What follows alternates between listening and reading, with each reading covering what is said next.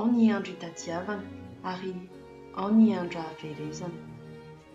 Ao ny andro hitahirizana ary ao ny andro hanariana.